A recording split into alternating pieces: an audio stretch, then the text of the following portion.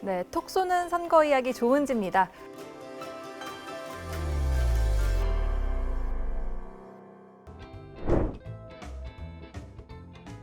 (2000년) 제16대 국회의원 선거를 40여일 앞두고 여야 후보들의 병역 문제가 주요 이슈로 떠올랐습니다.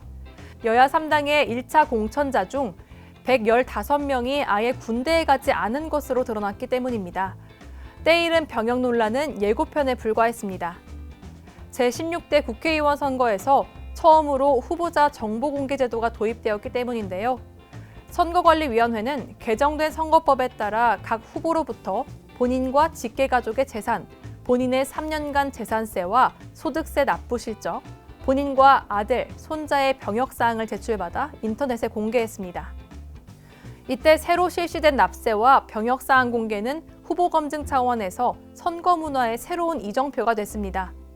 이후 선거운동 과정에서 후보자 간의 큰 쟁점으로 부상하기도 했는데요.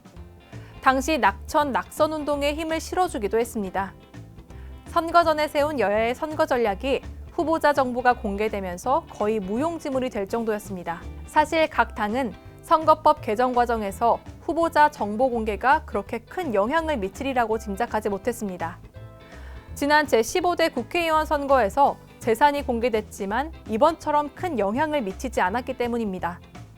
만약 후보자 정보 공개에 대해 정치권이 가볍게 생각하지 않았다면 도입되지 못했을지도 모릅니다.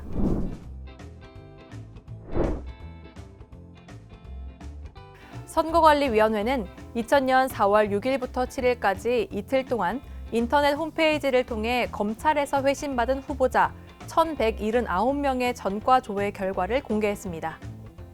후보자들의 납세 실적은 지난 3년간 소득세를 내지 않은 후보자는 214명, 재산세를 납부하지 않은 후보는 347명이었습니다.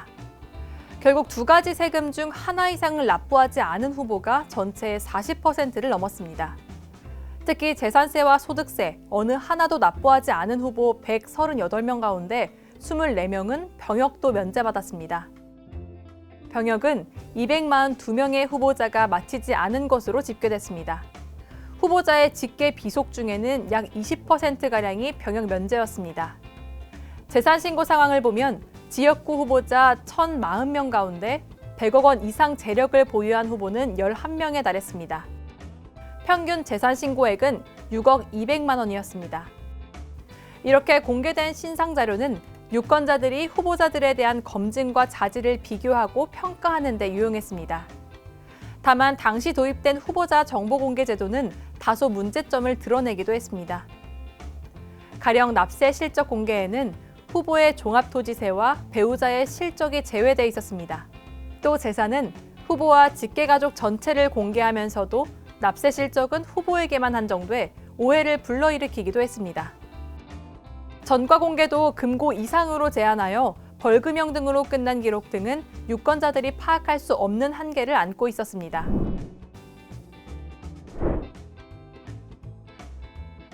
이후 2002년 제3회 전국 동시지방선거에서 후보자 정보 공개가 제도화되고 납세 실적에 종합토지세를 추가하는 등 공개 범위가 확대됐습니다. 2004년 제17대 국회의원 선거에서는 최근 5년간 후보자와 그 배우자, 직계가족의 납세 실적은 물론 세금 체납 사실까지 공개하도록 했습니다. 그리고 후보자의 학력, 경력을 포함한 정보 공개 자료를 선거관리위원회가 모든 세대에 발송하는 투표 안내문에 함께 송부하도록 했습니다.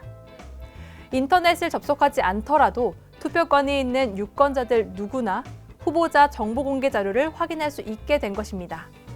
또 그동안 학력을 허위로 기재하여 시비가 끊기지 않았던 점을 감안해 후보자 등록 때 최종 학력 증명서를 제출하도록 의무화했습니다.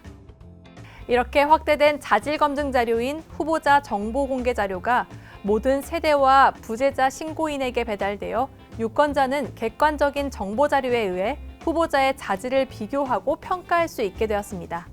2005년에는 후보자 정보 공개 자료를 선거 공보 이면에 게재하였습니다. 후보자 정보 공개는 선거의 새로운 변수로 작용하였고 후보자와 유권자들의 윤리의식에도 많은 변화를 가져왔습니다.